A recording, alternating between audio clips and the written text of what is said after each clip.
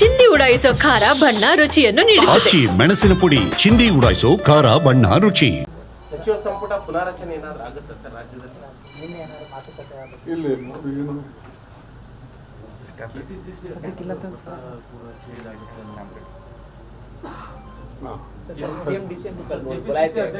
नहीं वो तो आप नहीं बोले ना, कितनी बार बोलूं ನಿಮಗೆಲ್ಲ ಹೇಳಿದೆವಲ್ಲ. ಅರೆ ನೀವು ಕನ್ನಡದೂ ಹಿಂದಿ ಹಾಕ್ಬೇಕು. ನೀವು ನಾ ಎಷ್ಟು ಸಾರಿ ಹೇಳ್ತೀನಿ ನಿಮಗೆ, ಯು ಲರ್ನ್ ಫ್ರಮ್ ತಮಿಳ್ನಾಡು.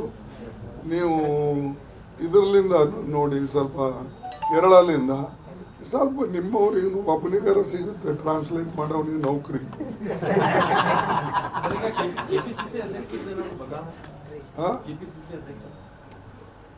ಅದ್ರ ಬಗ್ಗೆ ಚರ್ಚೆ ಆಗಿಲ್ಲ, ರೀಶಫಲ್ ಬಗ್ಗೆ ಚರ್ಚೆ ಆಗಿಲ್ಲ, ಹೊಸ ಮಂತ್ರಿಮಂಡಲ ತಗೊಳ್ಳೋದು ಆಗಿಲ್ಲ, ಸೆನ್ಸಸ್ ಬಗ್ಗೆ ಚರ್ಚೆ ಆಯಿತು, ಈ ಇವೆಂಟ್ ಬಗ್ಗೆ ಚರ್ಚೆ ಆಯಿತು. ಅದಕ್ಕೆ ಇನ್ಸ್ಟ್ರಕ್ಷನ್ ಕೊಟ್ಟಿದ್ದಾರೆ ರಾಹುಲ್ ಗಾಂಧಿಯವರು, ನಾವೆಲ್ಲರೂ ಸೇರಿ. ರಾಹುಲ್ ಗಾಂಧಿಯವರು ಇದ್ರ ಮೇಲೆ ಸ್ವಲ್ಪ ಈ ರೀತಿಯಾಗಿ ನೀವು ಮುಂದೆ ನೋಡ್ಕೊಳ್ಬೇಕು. ಯಾವುದೇ ಒಂದು ಇವೆಂಟ್ ಮಾಡುವಾಗ ಎಲ್ಲರೂ ಸೇರಿ ಅದಕ್ಕೆ ನೋಡ್ಕೊಂಡು ಮಾಡಬೇಕು ಹೊರತಾಗಿ ಇದು ಒಂದು ನ್ಯಾಷನಲ್ ಈವೆಂಟ್ ಏನು ಇರಲಿಲ್ಲ. ಆದರೂ ನೀವು ಇದು ಇಷ್ಟೊಂದು ಜನ ಸೇರಿದ ಮೇಲೆ ಇವೆಲ್ಲ ಆಗ್ತವೆ.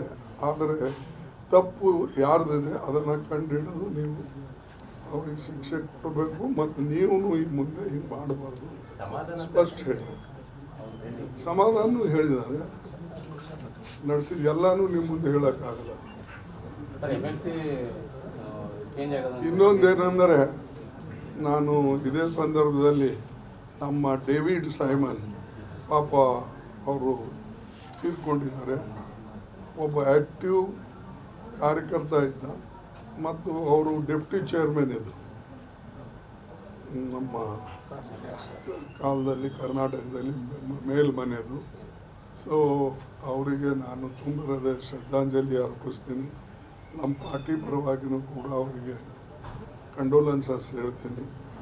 ಮತ್ತು ಒಬ್ಬ ಒಳ್ಳೆಯ ಸಂಭಾವಿತ ಮನುಷ್ಯ, ಕ್ರಿಶ್ಚಿಯನ್ ಸಮಾಜಕ್ಕೆ ಸೇರಿದಂಥವರು, ಸಾರ್ವಜನಿಕ ಕೆಲಸದಲ್ಲಿ ಭಾಳ ಆ್ಯಕ್ಟಿವ್ ಇರ್ತಿದ್ದ ಮತ್ತು ಎಲ್ಲರ ಜೊತೆಯಲ್ಲಿ ಮಿಕ್ಸ್ ಆಗಿ ಕೆಲಸ ಮಾಡ್ತಿದ್ದ. ಅದಕ್ಕಾಗಿ ನಿಜವಾಗ್ಲೂ ನನಗೆ ಅದರಿಂದ ನೋವಾಗಿದೆ.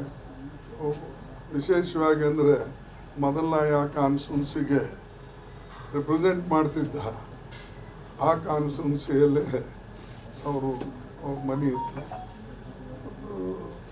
ಹೀಗಾಗಿ ಅಲ್ಲಿಂದ ಒಬ್ಬ ಒಂದು ಒಳ್ಳೆಯ ಲೀಡರ್ನ, ಕಾರ್ಯಕರ್ತರನ್ನ, ಆಯಿತು ಕ್ರಿಶ್ಚಿಯನ್ ಸಮಾಜದ ಮುಖಂಡರನ್ನ ಕಳ್ಕೊಂಡಿದ್ದೇವೆ.